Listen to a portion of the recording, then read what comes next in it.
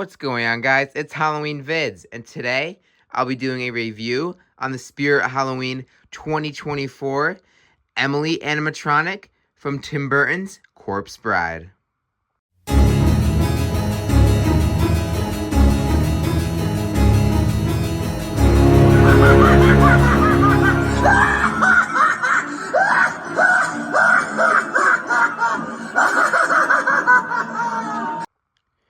Alright, so without further ado, let's get right into the review. As I already mentioned, this is Emily from Tim Burton's Corpse Bride.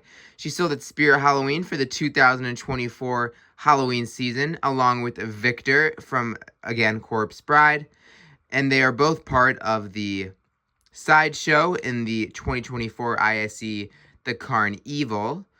I do not have the Victor yet because my store did not get Victor in, but I did get Emily, and I will most certainly be buying Victor as well, especially with their connectability with the USB cable, because then they interact with one another, which I think is a very, very cool feature. But yeah, this is the Emily. She was manufactured by YJ Arts and Crafts, one of the top retailers. One of the top manufacturers for animatronics exclusively at Spirit. They only make animatronics for Spirit Halloween and props for Spencer's. They do not seek business elsewhere. But yeah, this is Emily. She is just a phenomenal animatronic. When I saw that she was made by YJ, I was very happy because YJ is great with sculpting, and they are also a very reliable company. And they have worked with Spirit for over a decade, so it's really great to see that she was made by YJ. But yeah, as for her cosmetically, she is almost movie accurate. Maybe her head is just a little off proportioned, but again, it makes sense. They have to compensate for the animatronic, because in order for it to be a functional animatronic, it could not be exactly as long and lean as Tim Burton creates most of his characters.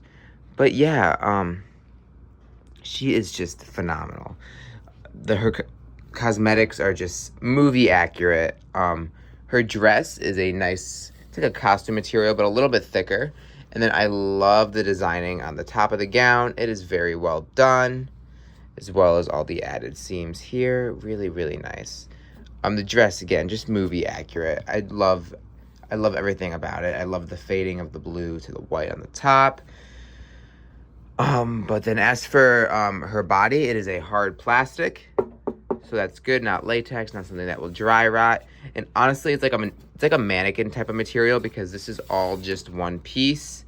And then the hands do connect separately, they just kind of click in. We have the bone hand, which looks really nice. Again, just movie accurate, as well as the other hand. Now, something to note, rather than this being a cloth, it is also a hard plastic, unlike the movie, but that is okay. As for her bouquet, it's a very nice material, definitely like decent quality for fake flowers, and it does, again, look really, really nice. Then as for her face, probably the main selling point for me, it is so movie accurate. The sculpting on her is phenomenal. I love the eyes, the paint job's perfect, no like rough edges or smudging.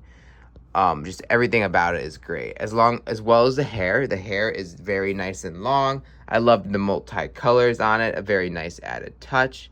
And then her veil, again, just very, very movie accurate. It is a separate piece, and these are adjustable, the leaves too, which is a nice little added touch. But yeah, cosmetically, she is phenomenal, near perfect, no issues there. Her build is a little weird.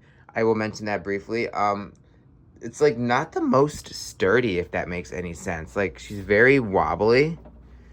Because her leg pulls don't actually both connect to one another. So one's kind of just free there, which is definitely a bizarre design choice. But besides that, I mean, she is just really, really great. Her size-wise, she is a decently sized figure. I saw people complaining that they thought she'd be bigger, but to be honest, I'm 6 foot. She's a little bit taller than me, so I think her size is great. I have no issues with that. I think she looks really, really great. But yeah, her build is a bit weird, although I do think that she is gonna be built to last, because she is still built with decent material. She's not like cheap plastic or any of that. It's just, she's a little wobbly, which is kind of weird, but that's my only real gripe with that. But as for her animation, which I will demo shortly, her animation again is just awesome. It's above and beyond. She has side-to-side turning, blinking eyes, and a servo in the head, which I love to see that we're getting more servos in animatronics because it is a really realistic feature, as well as the eye blinking. And the eye blinking also is beyond quiet. It's awesome. I love that you can't hear any clicking or anything from eye blinking animatronics in years past. Most notorious with Jemmy. But yeah, let's get into a demo. This is wrong. I was a bride. My dreams were taken from me. But now I've stolen them from someone else. I love you, Victor. But you're not mine.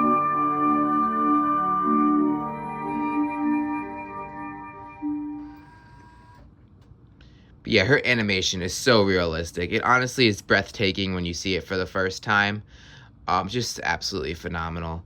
Just the eye movement, well, not the eye movement, the eyelids moving, the servo in the neck, as well as the side-to-side motion, just very, very realistic. Also, as for her audio, she does have 3 phrases, which I think is great. And then I do love the background ambient music. I think it's, again, a nice added feature. And I can't wait to see the interactability with her and Victor. I unfortunately cannot showcase that now because I do not own the Victor. But this is a review on just Emily alone, so. Alright, so she does retail for $299.99. That is a little bit on the more expensive side, especially given that she is not the biggest animatronic. However, she is licensed. She does have a servo in the head. She is Emily from Corpse Bride, so she is going to be more than Victor just because she's the main character, basically. Victor's kind of the sideshow, pun intended. But yeah, for $300, you are getting a licensed prop. You are also getting servo in the head, as well as eye blinking and side-to-side motion. So yes, it is a little hefty. I do think it is justified, especially with it being from Spirit Halloween. They've had some very crazy prices in the past, such as Slim for $400 last season, which was crazy. But yeah, as for an overall rating, I'd probably give her a 9 out of 10. I am taking a point off for the build because, again, that wobbliness is a little bit jarring. I am a little bit worried on how long that will last. But besides that, she's a phenomenal animatronic. Definitely one if you're considering picking up to buy. If you don't want to get Victor and Emily, I'd probably would settle with Emily just because she, again, is the main character and she does have a little bit more going on with her. But yeah, that's all I have for the review. I really hope you enjoyed. Tell me what you think about Emily from Tim Burton's Corpse Bride in the comments below. And until next time, see ya.